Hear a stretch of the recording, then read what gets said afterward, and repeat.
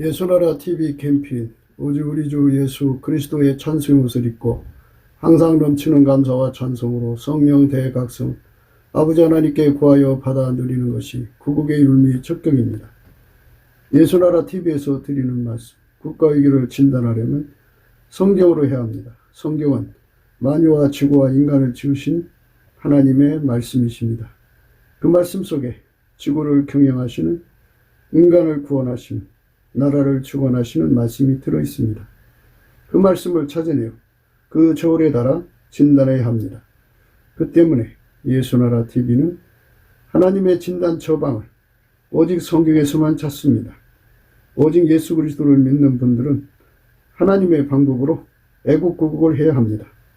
성령으로 듣고 깨닫고 아멘으로 화답하시는 분들은 구독을 꾹 눌러주십시오.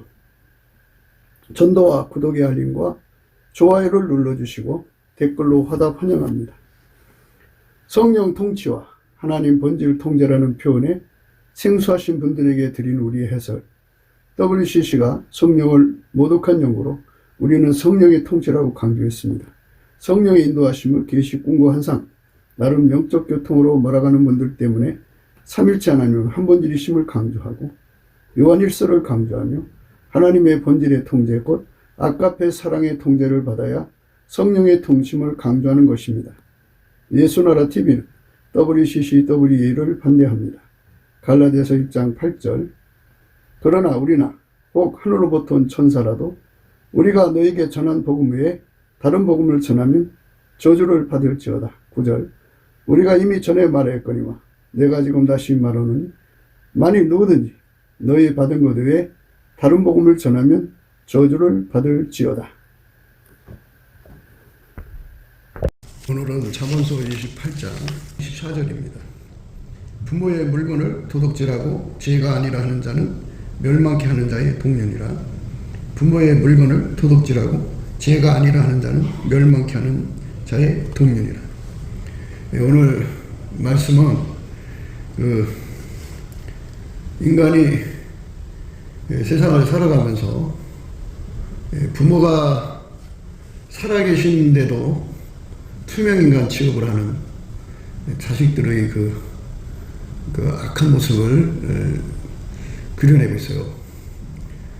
살아계신 하나님 앞에서 불꽃같이 내려다보시는 예수님의 눈빛 앞에서 겁없이 행동하는 거죠.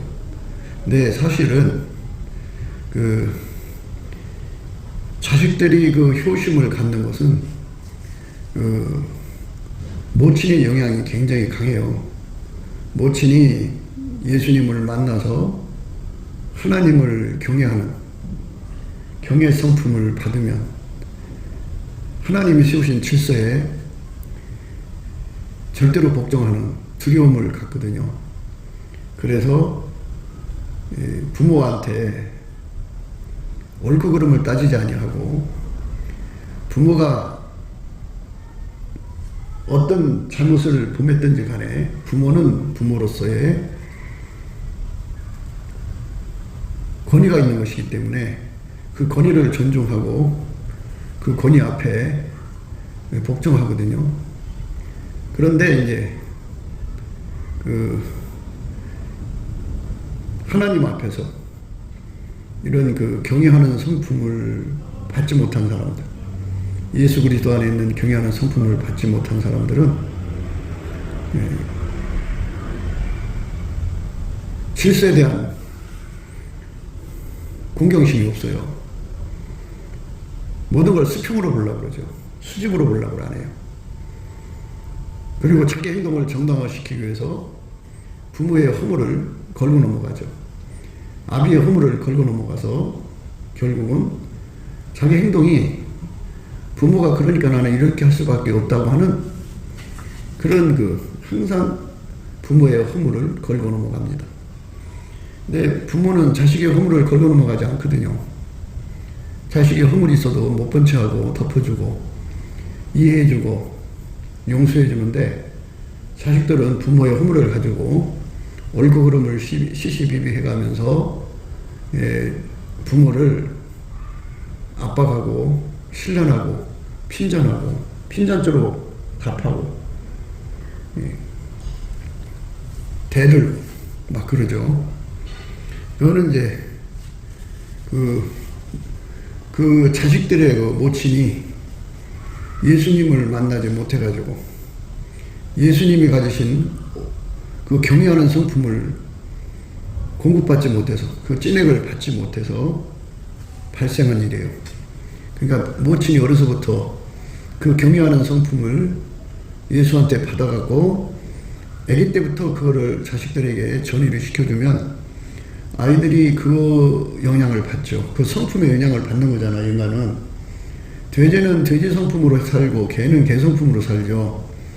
그런데 인간은 인간 성품이 있지만 그건 타락했기 때문에 또 하나님께서 인간에게 하나님 성품으로 살라고 예수님을 주신 거잖아요. 그러니까 하나님이 기존하는 인간은 예수의 성품으로 사는 거거든요. 그러니까 예수 성품을 가진 사람은 예수 성품으로 살죠. 예수 성품으로 사는 사람들은 어려서부터 부모의 허물을 캐지 않아요. 자기 행동을 정당화시키기 위해서 부모의 그 흥과 티를 자꾸 찾아내죠. 가장 치명적인 것은 세상에는 참 부모가 왕 같은 부모도 있고 대통령 같은 부모도 있고 또 권세가의 부모도 있고 재벌가의 부모도 있고 명문 상합탁의 부모들도 있고 하여튼 내놓으라는 부모가 엄청 많죠.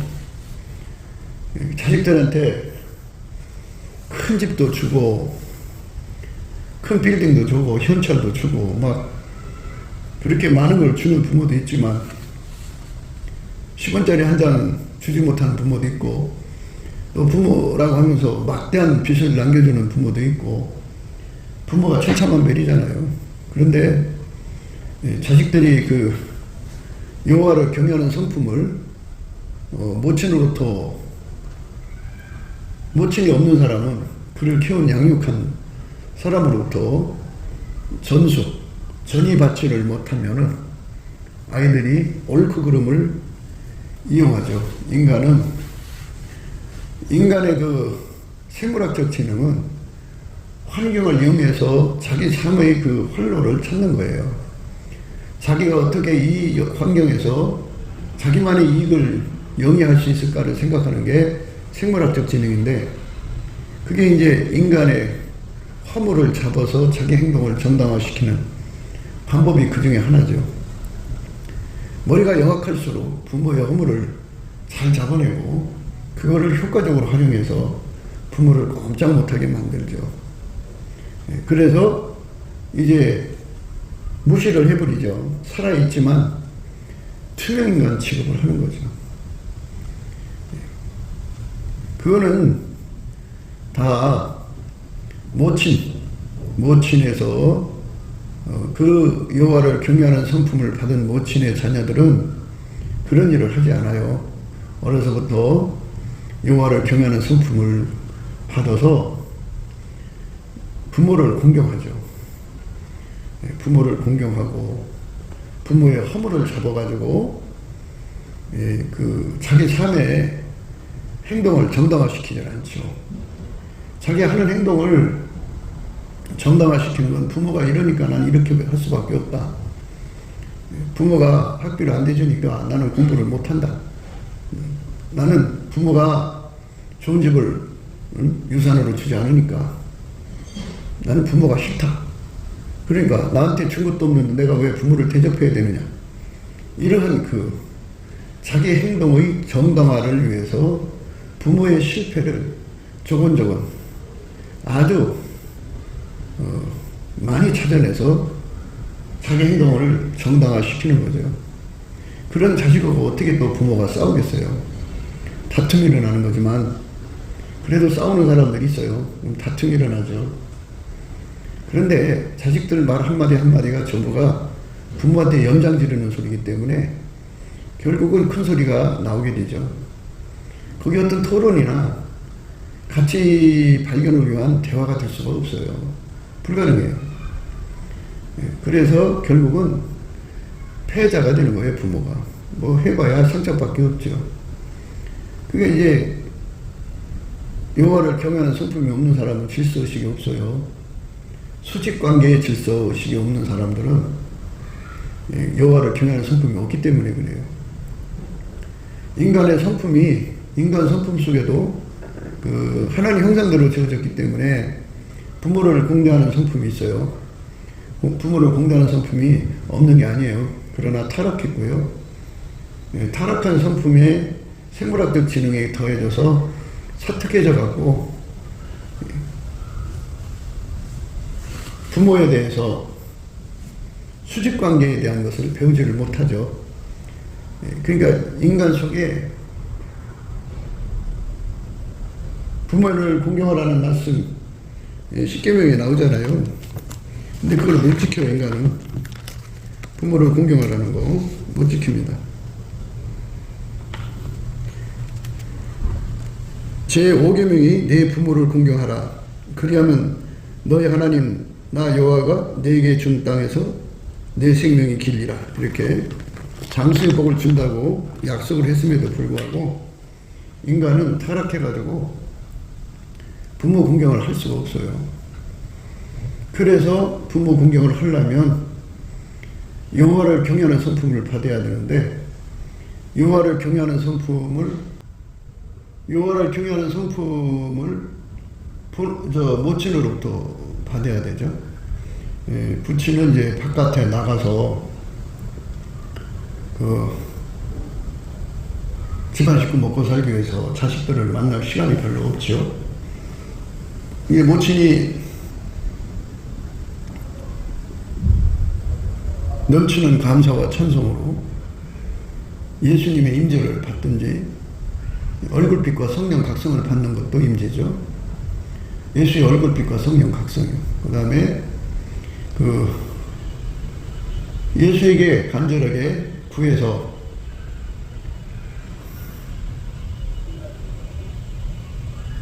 하나님 보좌 앞으로 불림을 받아서 이끌려가서 하나님 임재를 받으면 이제 여호와를 경외하는 성품을 받고요. 찬송 생활을 하면 여호와를 경외하는 성품을 받아요. 무엇보다도 예수님과 한 몸이 되면 예수님 속에 하나님 항상 임재 계시니까 하나님 임재를 받는 사람은 항상 도랑물에 맑은 물이 흘러내려오듯이 도랑의 맑은 물처럼 여호와를 경외하는 성품이 공급이 되죠. 그 상품 공급받아가지고 그 일을 하는 거죠. 그 상품을 공급받으면 하나님 나라 일이 이루어지는 거죠. 그러니까 질서를 갖게 된다고요.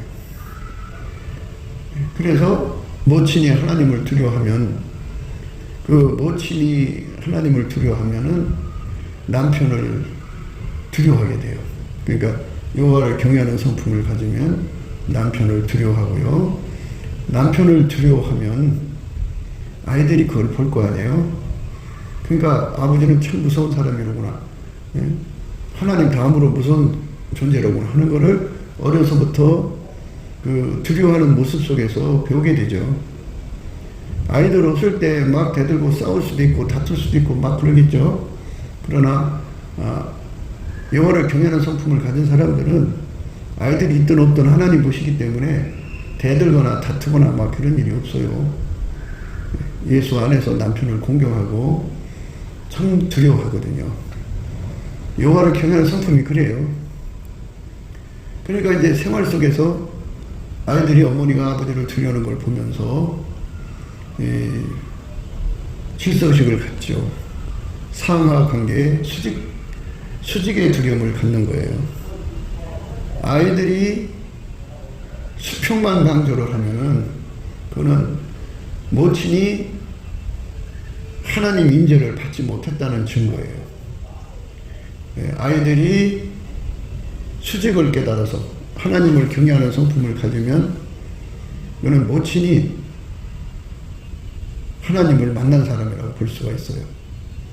하여튼 넘치는 감사와 찬송으로 예수의 얼굴빛과 성령의 각성을 받든지 찬송의 옷을 입고 찬송을 하다가 하나님의 임재를 받든지, 예수의 임재죠. 하나님은 예수님을 통해서 임하시니까 예수 속에 하나님이 계시거든요. 하나님은 예수 속에만 계셔요. 그러니까 하나님 임재를 받든지, 하나님 은혜 보좌 불이 끌려가서 그분의 임재를 받든지, 예수와 연합해서 한 몸이 돼갖고 항상 그분의 임재를 받든지, 임재를 받으면 이제 그렇게 여호와를 경외하는 성품을 보상으로 받아요. 그 보상을 받은 여자들은 자식들에게 그거를 전이시켜 줄 수가 있어요. 그런데 이제 뭐 예수가 전파되는 것이 순서가 자식들이 먼저 예수 믿고 엄마한테로 복음이 전파되는 경우도 있고, 뭐 집집마다 상황이 다 다른데요. 지금 말씀드리는 거는 모태신앙자들을 의미하는 거죠. 어머니 뱃속에서부터 예수를 믿게 된 아이들을 의미하는 겁니다. 그들 속에 여호와를 경외하는 성품이 없으면 100% 모친의 영향을 받은 거죠. 모친이 하나님을 만난 것이 아니에요. 누구든지 예수를 만났다고 하면서 경외하는 성품이 없으면 그건 가짜예요. 예수를 만난 게 아니에요. 예수를 만난 사람은 여호와를 경외하는 성품을 가져요. 많은 사람들은 자기가 성령 충만하다 그래요. 그런데 여호와를 경외하는 성품이 없으면 그것도 가짜예요. 성령은 지혜와 총명의 신, 재능과 모략의 신, 지식과 여호와를 경외하는 신이에요. 성령을 받은 사람 속에는 반드시 여호와를 경외하는 성품이 있고요. 여호와를 경외하는 성품을 가진 자는 반드시 질서의식을 갖죠. 상하관계가 분명해요. 그러니까 형제들은 수평관계지만 아버지와 자식의 관계는 수직관계잖아요.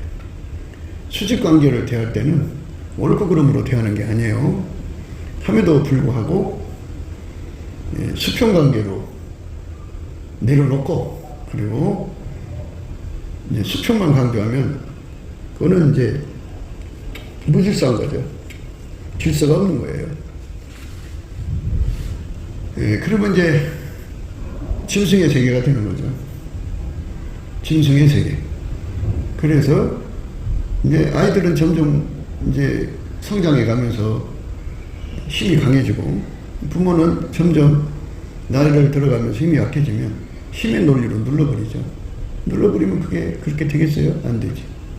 그래서 하나님께서 우리에게 주고자 하는 메시지는 그 자식들에게 여호와를 경외하는 성품을 공급하지 못하는 것은 그거는 자업자득이 돼요.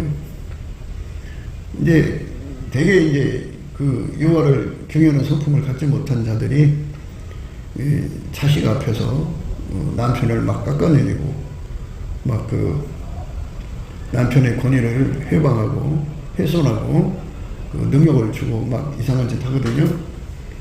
그렇게 하면은 여자가 기분 나나요? 그만큼 높아지나요? 그만큼 기분은 나겠죠. 그러나 그렇다고 높아지나요, 그게? 하나님이 여자의 머리는 남자로 놨기 때문에 아무리 뭐 여자가 온갖 방법을 다해서 높은 채 해도 여전히 여자는 머리가 아니에요. 여자의 머리는 남자예요. 그러니까 그렇게 권위에 도전하는 것은 마귀짓이죠. 마귀는 피조물인데 창조자 하나님을 대적했잖아요. 대적하는 것, 그 대적하는 심리가 들어가 있는 자들은 마귀 속성을 가지고 있는 자들이죠. 마귀 속성을 가지고 있는 자들이 어떻게 성령의 사람이겠어요? 여호와를 경외하는 성품을 받아야 돼요. 영을 분별하라고 그랬잖아요. 어떤 영인지. 우리 하나님의 성령은 지혜와 총명의 신이고 재능과 모략의 신이고 지식과 여호와를 경외하는 신이에요. 여호와를 경외하는 신이라고요. 여호와를 경외하는 신. 그러니까 성령이 들어간 사람은 여호와를 경외하는 거고, 여호와를 경외하는 성품을 가지고 있는 사람은 하나님이 정하신 질서에 절대 복종하죠. 남편을 머리라고 하면은 그냥 머리로서 경외하는 거죠. 그걸 순복이라고 해요. 순복. 그래서 이 예수를 믿고 안 믿고의 관계에서 이제 그걸로 자기 그 권위를 삼기 때문에 성경의 베드로를 통해서 이제 분명하게 말씀하셨어요. 베드로전서 3장입니다. 아내된 자들아 이와 같이 자기 남편에게 순복하라. 이는 꼭 도를 순종치 않는 자라도 말로 말미암지 않고 그 아내의 행위로 말미암아 구원을 얻게 하려 함이니 너희의 두려워하며 정결한 행위를 봅니다. 이렇게 순복하라고 했죠. 순복. 남편을 경외해야 되는 거예요. 남편을 경외하고 남자는 여자를 사랑하고 이렇게 돼 있어요. 그런데 이런 그 진리 속에서 이런 거를 가르쳐서가 아니고 그 속에 예수가 들어가면 당연히 그렇게 풀어지게 돼 있어요. 그 성품대로 움직이게 돼 있거든요. 근데 사람들은 자기들이 성령 받았다고 하면서 참 이상한 짓을 해요. 참 이상한 짓을 합니다. 아내들이요 자기 남편에게 복종하기를 죽게 하듯 하라. 이는 남편이 아내의 머리됨이 그리스도께서 교회의 머리됨과 같으니 그가 친히 몸의 구주시니라. 그러나 교회가 그리스도에게 하듯 아내들도 범사에 그 남편에게 복종할지니라. 남편들아 아내 사랑하기를 그리스도께서 교회를 사랑하시고 위하여 자신을 주신 같이 하라. 이는 곧 물로 씻어 말씀으로 깨끗하게 하사 거룩하게 하시고 자기 앞에 영광스러운 교회로 세우사 티나 주름 잡힌 것이나 이런 것들이 없이 거룩하고 흠이 없게 하려 하심이니라. 이와 같이 남편들도 자기 아내를 사랑하기를 지문같이 할지니 자기 아내를 사랑하는 자는 자기를 사랑하는 것이니라. 누구든지 언제든지 제 육체를 미워하지 않고 오직 양육하여 보호하기를 그리스도께서 교회를 보양한 것 같이 하나니 우리는 그 몸의 지체임이라. 이러므로 사람이 부모를 떠나 그 아내와 합하여 그 둘이 한 육체가 될지라. 이 비밀이 크도다. 내가 그리스도와 교회에 대하여 말하노라. 그러나 너희도 각각 자기 아내 사랑하기를 자기같이 하고 아내도 그 남편을 경외하라. 이렇게 경외하라고 아주 못 박아놨어요. 그러니까 성경 여러 군데 나오죠. 이거는 뭐 허락해서 하는 게 아니라 예수 그리스도의 임재를 받은 사람 속에는 예수 그리스도의 경외하는 성품, 성령의 충만을 받은 사람 속에는 성령의 경외하는 성품이 그에게 주어지거든요. 그 경외하는 성품을 가진 사람들은 절대로 남편을 두려워하고 복종하고 경외하게 되어 있어요. 그 성품이 그렇게 하게 되어 있어요. 그렇게 해서 자동으로 예수 안에서 질서가 잡히는데요. 성령 받았다고 하면서도 이게 없어요. 그리고 또 예수님을 만났다고 하면서도 그게 없으면 그는 성령도 아니고 다른 영이에요. 다른 영. 그리고 다른 예수를 만난 거예요. 한국교회에는요 WCC가 들어오고 그런 건 전부 다른 예수, 다른 영들이 들어온 거예요. 그 영향을 많이 받았어요. 성경에서 말하는 예수와 성령은요, 그러니까 예수의 임재를 받은 사람들에게 주는 성품이 바로 경외하는 성품이고, 여호와를 경외하는 성품은 지혜의 근본, 지식의 근본, 거룩하신 자를 아는 것이 명철이라 그랬어요. 그러니까 예수님 앞에 그거를 얻을 수가 있는 거죠. 넘치는 감사와 찬송으로 예수 앞에 나가서 예수님의 얼굴빛과 성령 각성을 받고, 또는 예수님의 그 찬송하는 권능을 받아서 찬송의 옷을 입고 찬송을 하면 하나님 임재가 오고, 예수와 연합하면 항상 경외하는 성품이 공급되고, 하나님 보좌 앞에 가서도 그걸 받거든요. 그 경외하는 성품을 받으면 질서를 따라서 성경 말씀대로 살죠. 이 성경 말씀을 이렇게 무시해버리는 영은요, 성령이 아니에요. 그 말씀에 두렵고 떨어야 되는데, 하나님 말씀 두려워하지 않거든요. 두려워하지 않으면 이게 영이 다른 거예요. 그러니까 성령을 받은 사람은 여호와를 경외하는 성품이 나오게 되어 있고요. 그 사람들은 절대로 부모한테 공경하게 되어 있어요. 부모를 함부로 대할 수가 없죠. 부모한테 효도할 수밖에 없어요. 그런데 여호와를 경외하는 성품이 없는 사람들은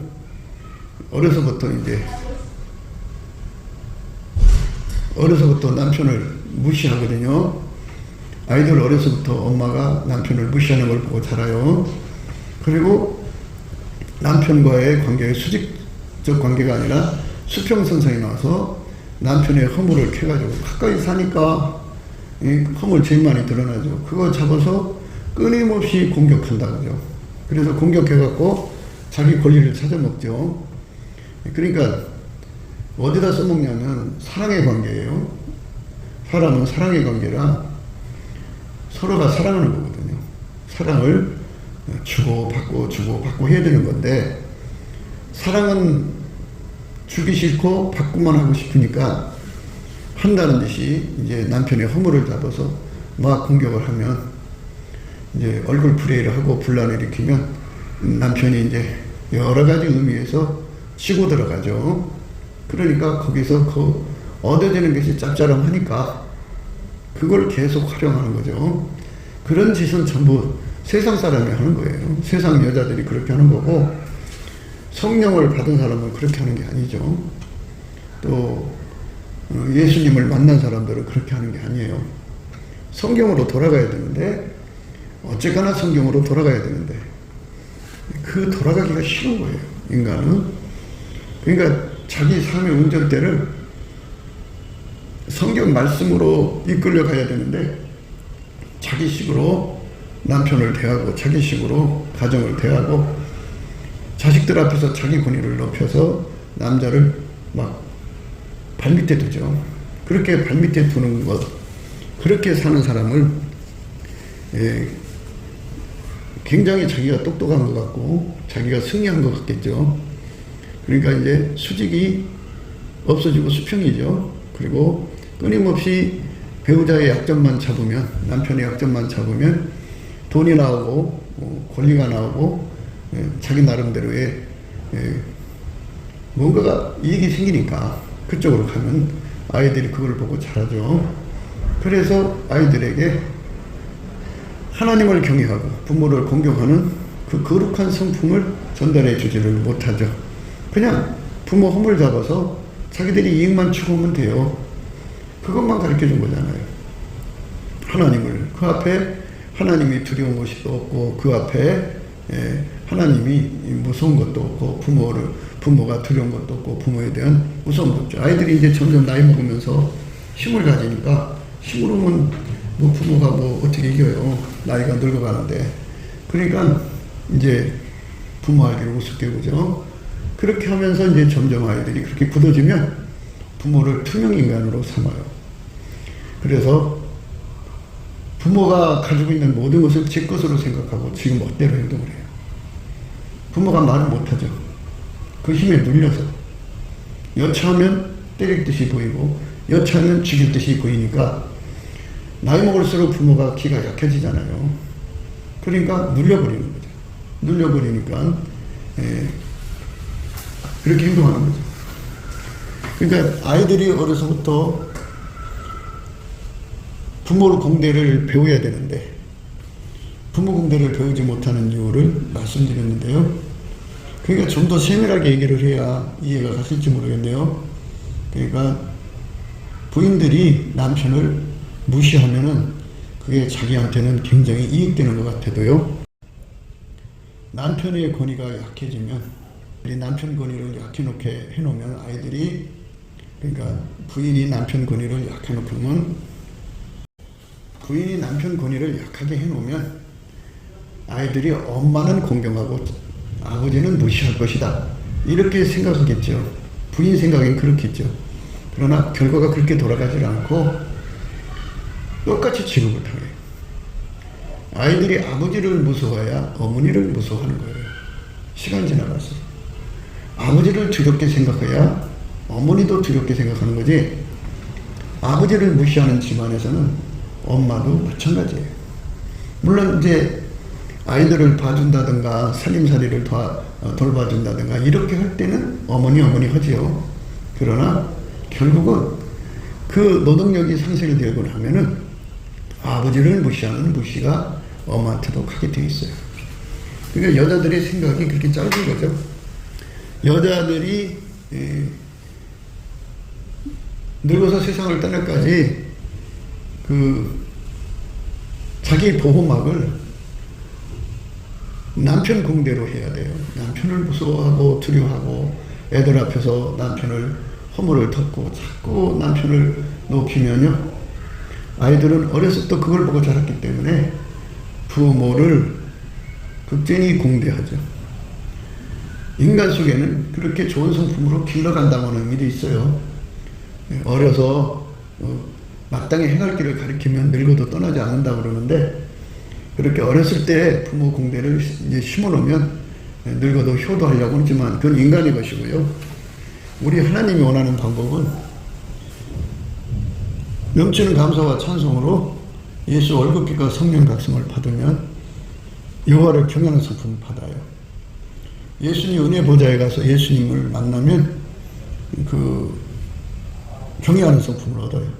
찬송의 옷을 입고 찬송하면 경외하는 성품 얻고요. 제일 좋은 거는 예수님과 연합해서 항상 예수님 통제받고 사는 거예요. 그러면 그 사람은 그렇게 하나님 앞에서 여호와를 경외하는 성품을 갖거든요. 여호와를 경외하는 성품을 가진 자들은 상하관계가 분명해요. 그래서 엄마가 그렇게 되면 남편 공대를 하죠. 하나님 말씀을 어길 수가 없거든요. 여호와를 경외하는 성품은 두 가지 본질이 있어요. 하나님만 무서워하는 거고요. 말하자면 예수님만 무서워하고요. 예수님 말씀에 절대 복종하죠. 예수님 말씀에 남편을 경외하라고 했죠. 그러니까 경외하는 거예요. 그렇게 경외하기 때문에 그 경외의 성품을 예수님께 받아서 뱃속에서부터 아이에게, 뱃속에 있는 아이에게 그 성품을, 예수 성품을 전이시켜주고, 태어나서 젖 먹을 때 전이시켜주고, 어려서 자라면서 전이시켜주고, 생활 속에서 모범을 보여서 전이시켜주면 아이들 속에 아버지에 대한 공대심이 굉장히 강해지죠. 엄마도, 자기가 사랑하는 엄마도 아버지를 두려워하고 공경하는 걸 보고 절대 복종하게 배우죠. 그리고 그 애들 속에 예수 그리스도로 말미암는 하나님의 경외하는 성품이 엄마를 통해서 전이 되거든요. 그리고 엄마와 같이 찬송하고 엄마와 같이 감사하면서 하나님 임재 속으로 초대될 거 아니에요. 어렸을 때 엄마 곁에 있으니까 엄마랑 같이 기도하다가 하나님 임재를 받아서 여호와를 경외하는 성품 받고, 이래 갖고 이제 어려서부터 여호와를 경외하는 성품을 가지니까 그들에게는 지혜의 근본, 지식의 근본이죠. 완전한 지혜와 근신이 와갖고 하나님의 그 지혜의 세계를 공유하는 자가 되죠. 굉장히 능력 있는 사람들로 성장하는 거예요.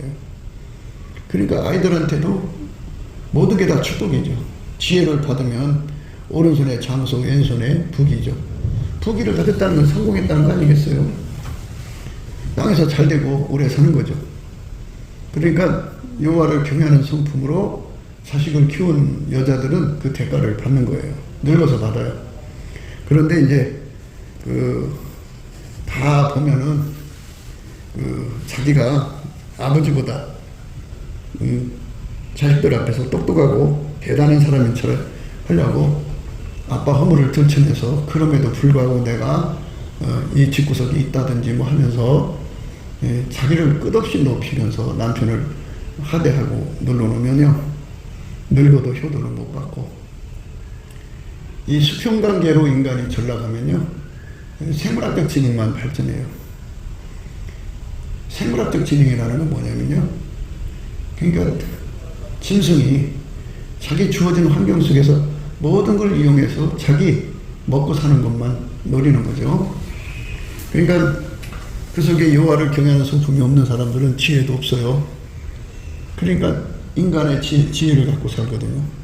하나님 지혜가 없기 때문에 인간의 지혜인데, 인간의 지혜는 육적인 지혜, 동물적 지혜, 생물학적 지혜예요.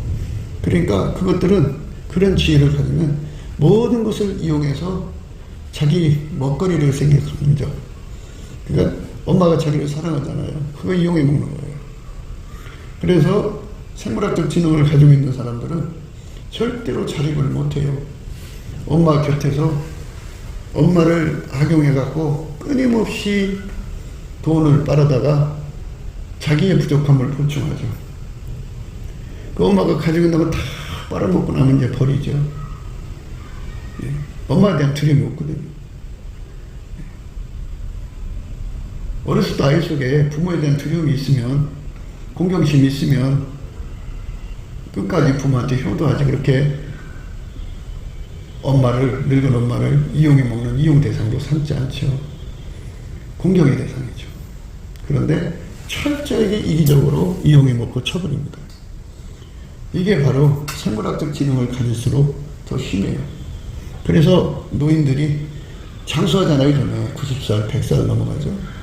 대개 자식들한테 70살에서 80살 사이에 자산을 넘겨주고 나면 이제 그다음부터는 버림받아요. 생물학적 지능으로 크기 때문에 그러죠. 그들에게는 성령이 없는 사람들이니까, 하나님 임재를 받지 않는 사람들은 그런다 치는데, 예수 안에 있다고 하면서 예수를 믿는다고 하면서도 이런 세상 풍조를 따라가는 이유는 여호와를 경외하는 성품을 받지 못해서 그래요. 그러니까 과거는 이미 흘러간 거니까, 흘러간 건 그렇다 치더라도 지금 당장이라도 넘치는 감사와 찬송을 해서 예수님 앞에 얼굴빛과 성령 각성을 꼭 받아야 되고, 찬송의 옷을 입어서 하나님 임재를 꼭 받아야 돼요. 예수 임재를. 또 이제 예수님 앞에 나가서 은혜의 보좌 불이 끌려가서 하나님 임재, 예수의 임재를 받아야, 예수 속에 하나님 계신 거예요.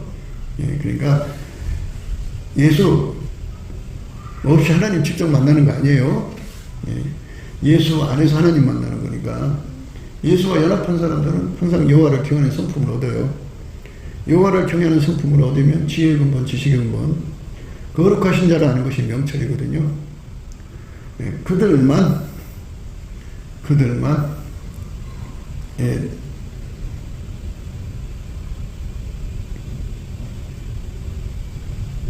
하나님이 예수 그리스도 안에서 그들 속에 여호와를 경외하는 성품을 줘가지고 지혜를 얻게 되죠. 지혜를 얻으면 오른손에 장수, 왼손에 북이죠.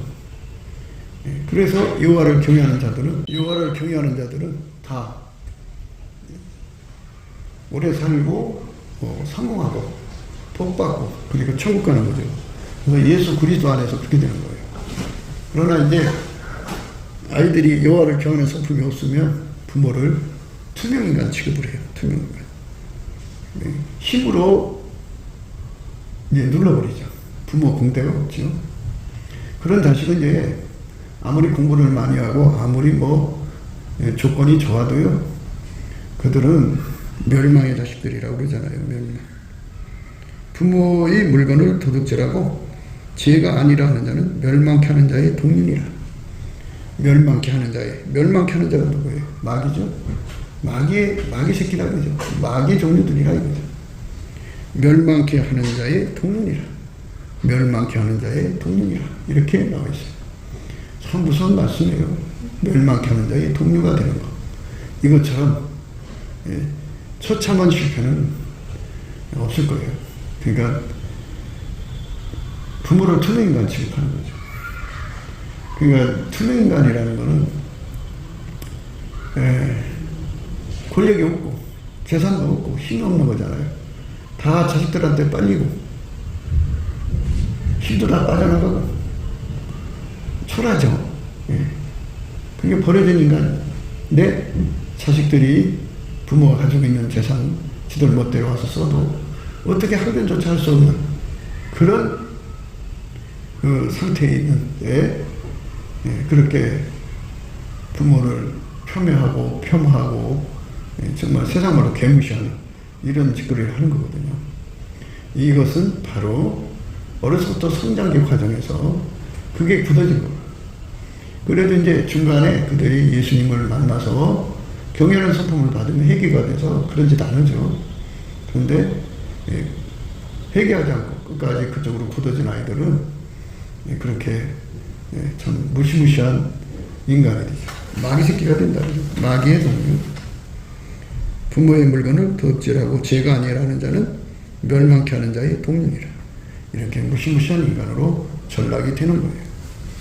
그렇기 때문에 오늘 우리는 예수 그리스도 안에서 이런 상황에 빠지지 않도록 우리가 넘치는 감사와 찬송으로 빨리 상황을 바꾸자는 거죠. 과거는 흘러간 거죠. 이미 흘러간 건데 다시 어떻게 돌아가요. 그러나 이제부터 남은 시간 동안 열심히 감사 찬송을 해서 예수님 임재를 받고 또 찬송의 옷을 구해서 입어가지고 찬송 중에 거하신 하나님이잖아요. 찬송하면 하나님 임하시거든요. 그래서 그 하나님의 임재를 받아서 하나님 임재를 받으면요 누구든지 다 여호와를 경외하는 성품을 꼭 받아요. 임재하신 그 양만큼 받습니다. 은혜의 보좌 앞에 이끌려가서도 받고 예수와 연합해서 받고 그래갖고 여호와를 경외하는 성품을 받아서 이 악습에서 벗어나야죠. 부모를 투명인간 취급하던 악습에서 벗어나서 부모를 자기 성공을 다해서 남은 생애, 부모님 남은 생애를 깍듯이 공경하고 공개하고 봉양하는 이런 아름다운 삶으로 들여지게 해야죠. 그게 이제 오늘 우리가 생각해야 되는 거죠. 그러니까 멸망케 하는 자의 동료라. 멸망케, 인간을 멸망케 하는 건 마귀 새끼죠.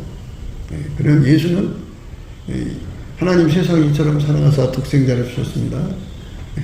저를 믿는 자마다 멸망치 않고 영생 얻는다고 그랬죠. 그러니까 예수하고 결합된 사람은 마귀 짓을 안 한다 이거죠.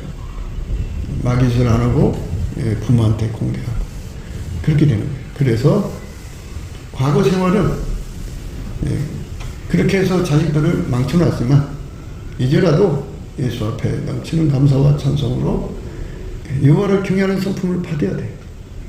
예수를 경외하는 성품을 받아야 돼. 그 성품을 받아야만 그것이 가능합니다. 우리는 그 성품을 구하고 찾고 두드려서 얻어야 돼. 그 성품을 얻으면 우리가 하나님 앞에 영광 돌릴 수 있는 아름다운 삶으로 바쳐질 수가 있는 거죠. 그것이 우리 주 예수가 원하시는 겁니다. 사무엘하 15장에 보면요. 다윗 왕이 시퍼렇게 있는데 투명인간 취급을 한 압살론이 돼서 나옵니다. 이후에 압살론이 자기를 위하여 병거와 말들을 준비하고 전배 50명을 세우니라.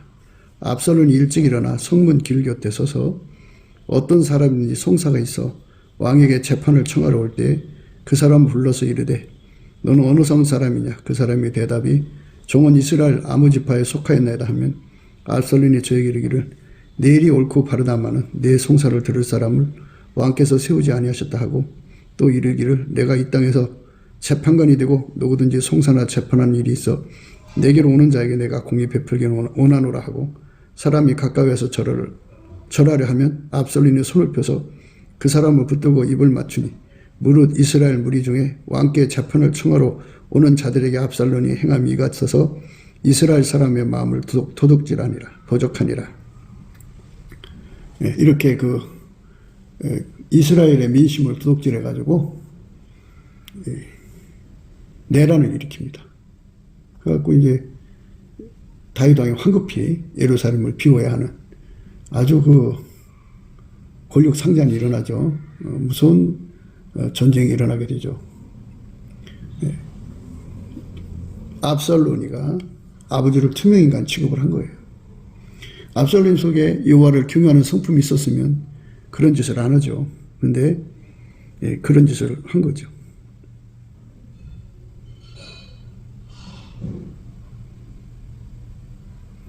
이에 압살론이 정탐을 이스라엘 모든 지파 가운데 두루 보내 이르기를 너희는 나팔 소리를 듣거든 곧 부르기를 압살론이 헤브론에서 왕이 되었다 하라 하니라. 그때 압살론에게 청함을 받은 200명이 그 사기를 알지 못하고 아무 뜻 없이 예루살렘에서 저와 함께 갔으며 제사 드릴 때 압살론이 사람을 보내어 다윗의 모사 길로 사람 아히도벨을 그 성읍 길로에서 청하여 온지라. 반역하는 일이 커가매 압살롬으로 돌아오는 백성이 많아지니라. 사자가 다윗에게 고하되 이스라엘의 인심이 다 압살롬에게로 돌아갔나이다 한지라. 다윗이 예루살렘에 함께 있는 모든 신복에 이르되 일어나 도망하자. 그렇지 아니하면 우리 한 사람도 압살롬에게서 피하지 못하리라. 빨리 가자. 두렵건대 저가 우리를 급히 따라와서 해하고 칼로 성을 칠까 하노라. 이렇게 이제 결국은 투명간 취급당했죠. 그는 압살롬이가 여호와를 경외하는 성품이 없었기 때문이죠. 다윗이 이제 나이 많아서 이제 늙어서 힘이 없을 때 또 다른 반란이 일어났어요. 그러니까 그 반란을 보면서 참 어려서 여호와를 경외하는 성품을 갖는다는 게 얼마나 중요한가를 생각할 수 있어요. 다윗 왕이 나이 많아 늙음에 이불을 덮어도 따뜻하지 아니한지라. 5절에요. 때 학겟의 아들 아도니아가 스스로 높여서 이르기를 내가 왕이 되리라 하고 자기를 위하여 병거와 기병과 전배 50원을 예비하니 저는 압살롬의 다음에 난 자요 채용이 심히 준수한 자라.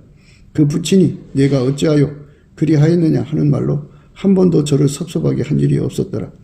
아도니아가 스리의 아들 요압과 제사장 아비아들과 모의하니 저희가 쫓아 더우나 제사장 사독과 여호야다의 아들 분하야와 선지자 나단과 시므이와 레이와 다윗에게 속한 용사들은 아도니아와 같이 하지 아니하였더라. 아도니아가 에르로겔 근방 소엘렛 들 곁에서 양과 소와 살찐 송아지를 잡고 왕자고 자기의 모든 동생과 왕의 신부 유다 모든 사람을 다 청하였으나 선지자 나단과 분야의 용사들과 자기 동생 솔로몬은 청하지 아니했더라. 나단이 솔로몬이 모친 밧세바에게 고하여 가로되 학겟의 아들 아도니아가 왕이 됨을 듣지 못하였나이까. 우리 주 다윗은 알지 못하시니이다. 이제 나로 당신의 생명과 당신의 아들 솔로몬의 생명을 구원할 계교 베풀기를 허락하소서. 당신은 다윗 왕 앞에 들어가서 고하기를 내 주 왕이여 전에 왕이 계집종에게 맹세하여 이르시기를 네 아들 솔로몬이 정녕 나를 이어 왕이 되어 내 위에 앉으리라 하지 아니하셨나이까. 그런데 아도니아가 무슨 연고로 왕이 되었나이까 하소서. 당신이 거기서 왕과 말씀할 때에 나도 이어 들어가서 당신의 말씀을 증거하리이다. 이렇게 왕이 살아있지만 늙으니까 이제 투명간 취급을 한 거예요. 이게 바로 이제 부모의 것을 도둑질하는 자들의 모습이죠. 그거 죄가 아니라고 생각하는 거죠. 기름 부음의 왕국에서는 다윗이 지명한 사람, 하나님이 예수 안에서, 예수가 다윗 안에서 분명하게 이제 기름 부음을 지명한 사람이 되는 거거든요. 그런데 그 원칙을 무시하고 나오는 거죠. 그게 멸망케 하는 자의 동료죠. 마이스를 한 거죠. 기름 부음의 질서를 빼앗는 것은요, 마귀짓이죠, 마귀짓. 하나님이 예수 안에, 예수가 다윗 안에 계시고 다윗의 후임으로 하나님이 정하시는 거거든요. 근데 하나님이 다윗을 통해서 왕의 계승을 주기로 원하셨던 거죠.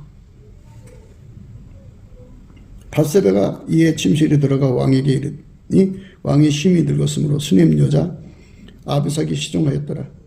밧세바가 몸을 굽혀 왕께 절하니 왕이 이르되 어찌미냐. 저가 왕께 대답하여 내 주 왕이 전에 왕의 하나님 여호와를 가리켜 계집종에게 맹세하시기를 내 아들 솔로몬이 정녕 나를 이어 왕이 되어 내 위에 앉으리라 하셨거늘 이제 아도니아가 왕이 되었어도 내 주 왕은 알지 못하시니이다. 저가 수소와 살찐 송아지와 양을 많이 잡고 왕의 모든 아들과 제사장 아비아들과 군대장관 요압을 청하였으나 왕의 종 솔로몬은 청치 아니하였나이다. 내 주 왕이여 온 이스라엘이 왕에게 다 주목하고 누가 내 주 왕을 이어 그 위에 앉을 것을 반포하시기를 기다리네이다. 그렇지 아니하면 내 주 왕께서 그 열조와 함께 잘 때 나와 내 아들 솔로몬은 죄인이 되리이다. 밧세바가 왕과 말씀할 때 선지자 나단이 들어온지라 왕이 혹이 왕께 고하되 가로되 선지자 나단이 여기 있나이다 하니 저가 왕 앞에 들어와서 얼굴을 땅에 대어 왕께 절하고 가로되 내 주 왕께서 이르시기를 아도니아가 나를 이어 왕이 되어 내 위에 앉으리라 하셨나이까. 저가 오늘 내려가서 수소와 살찐 송아지와 양을 많이 잡고 왕의 모든 아들과 군대 장관들과 제사장 아비아들을 청하였는데 저희가 아도니아 앞에서 먹고 마시매 아도니아 왕 만세를 불렀나이다. 그러나 왕의 종 나와 제사장 사독과 여호와의 아들 분야와 왕의 종 솔로몬은 청치 아니하였사오니 이것이 내 주 왕이 하신 일이니까. 그런데 왕께서 내 주 왕을 이어 그 위에 앉을 자들 중에서 알게 하지 아니하셨나이다. 다윗이 명하여 가로되 밧세바를 내 앞에 부르라 하며 저가 왕의 앞으로 들어와 그 앞에 서는지라. 왕이 가로되 내 생명을 모든 환난에서 구원하신 여호와의 사심을 가리켜 맹세하노라. 내가 이전에 이스라엘 하나님 여호와를 가리켜 네게 맹세하여 이르기를 네 아들 솔로몬이 정녕 나를 이어 왕이 되고 나를 대신하여 내 위에 앉으려 하였으니 내가 오늘날 그대로 행하리라.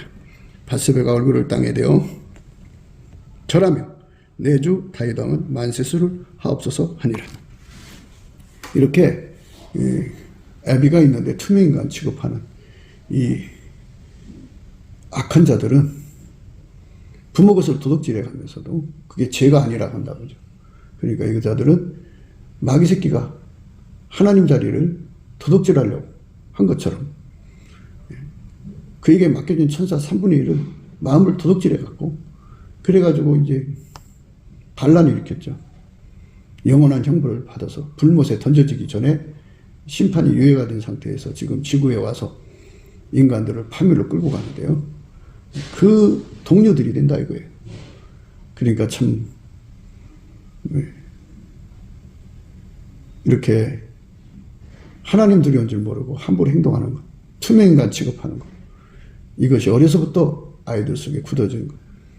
그게 늙어도 떠나지 않는다면 그 아이는 비참한 아이죠. 중간에 회개하고 돌아온다면 몰라도. 그래서 과거는 흘러갔어도 지금이라도 당장 예수님 앞에 감사하고 찬송하는 생활을 해야 한다. 이렇게 강조하는 거죠. 사무엘상 24장 1절입니다.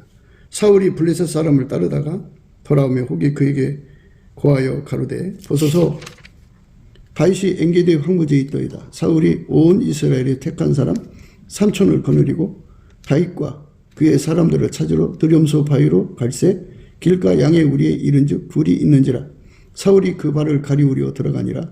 다윗과 그의 사람들이 그 굴 깊은 곳에 있더니 다윗의 사람들이 가로되 보소서 여호와께서 당신에게 이르시기를 내가 원수를 내 손에 붙이리니 내 소견에 선한 대로 그에게 행하라 하시더니 이것이 그날이니이다. 다윗이 일어나서 사울의 거독자락을 가만히 베니라. 그리한 후에 사울이 옷자락을 뱀을 인하여 다윗이 마음이 찔려 자기 사람들에게 이르되 내가 손을 들어 여호와의 기름 부음을 받은 내 주로 치는 것은 여호와의 금하신 것이니 그는 여호와의 기름 부음을 받은 자가 됨이니라 하고 다윗이 이 말로 자기 사람들을 금하여 사울을 해하지 못하게 하니라. 사울이 일어나 불에서 나가 자기 길을 가니라. 창만 푹 찔르면 되는 그런 상황이에요. 그러니까 앉아서 이제 용변을 보고 있는데 무방비 상태죠. 그래서 깜깜한 그 굴 안쪽에서 사람이 있는데 창으로 푹 찔르면 그냥 사람 죽죠. 그런데 하나님을 두려워해서 그렇게 하지 않았어요. 이게 다윗의 아름다움이죠. 다윗은 비록 사울의 딸과 결혼을 했어도 사이죠. 사이도 자식이죠. 아버지죠. 아버지죠.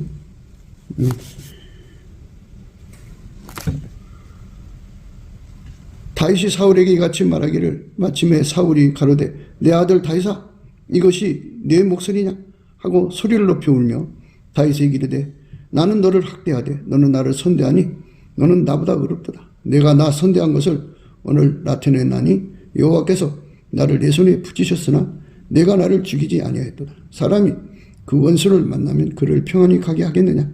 내가 오늘날 내게 행한 일을 인하여 여호와께서 내게 손으로 갚으시기를 원하노라. 보라 나는 내가 반드시 왕이 될 것을 알고 이스라엘 나라가 내 손에 견고히 설 것을 아노니 그런즉 너는 내 후손을 끊지 아니하며 내 아비의 집에서 내 이름을 멸하지 않을 것을 이제 여호와로 내게 맹세하라. 다윗이 사울에게 맹세하며 사울은 집으로 돌아가고 다윗과 그의 사람들은 요새로 올라가니라.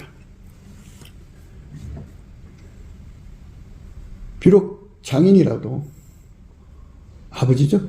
아버지. 딸의 아버지니까. 자기 부인의 아버지니까. 그렇게 다윗을 죽이려고 온갖 짓을 다 했어도요. 그는 하나님을 두려워했어요. 그래서 여호와를 경외하는 성품을 갖는다는 게 얼마나 중요한지를 우리가 깊이 생각해야 돼요. 그래서 멸망케 하는 자의 동료가 되는 그런 불행은 없어야죠. 부모의 것을 도둑질하고 죄가 아니라고 하는 자는 그렇게 되는 거죠. 지금은 사울왕이 그 나라의 왕이잖아요. 하나님 그 사람의 생명을 거둬갈 때까지는 왕이잖아요. 왕은 종신적이니까. 그 후에 이제 다윗이 왕되기로 하나님이 정해놨어도 그렇게 아비의 것을 강도질, 도둑질하지 않았어요. 하나님을 두려워함으로써. 그래서 복을 받은 다윗입니다. 이 말씀 안에서 우리가 생각하면서 정말 하나님을 경외하는 것이 무엇인가를 예수 그리스도 안에서 생각해야 되고, 그건 인간 속에 없어요.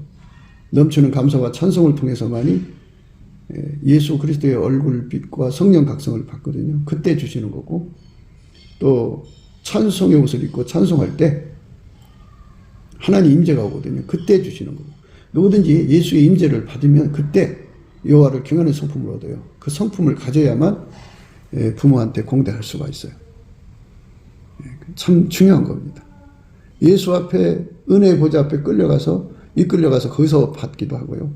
제일 좋은 건 예수와 연합해서 하나가 돼서 받는 거죠. 그 삶이 드려지는 거.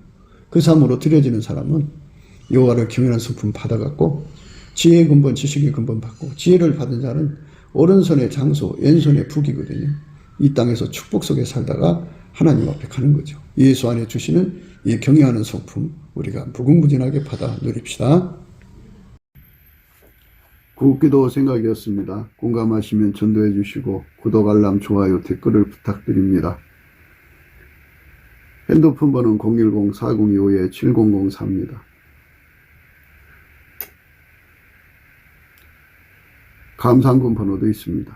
우리가 트럼프를 위해서 날마다 기도하자고 합니다.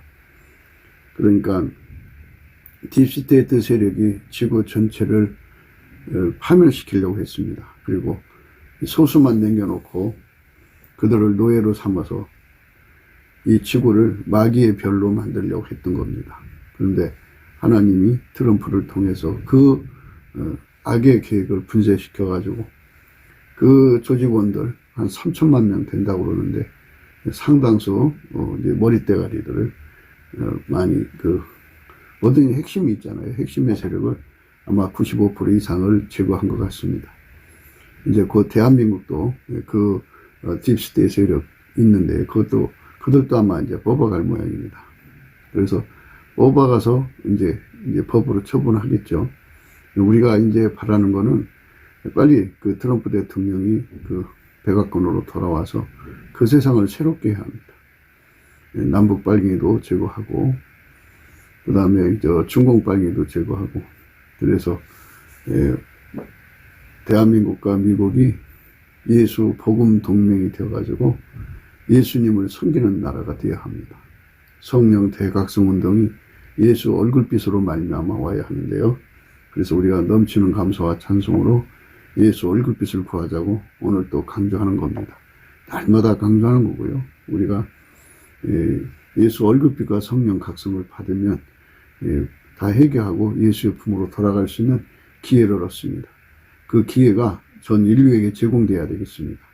그렇기 때문에 오늘 또 우리는 예수 그리스도 앞에 넘치는 감사와 찬송으로 구원의 영광을 달라고 구해야 할 것입니다.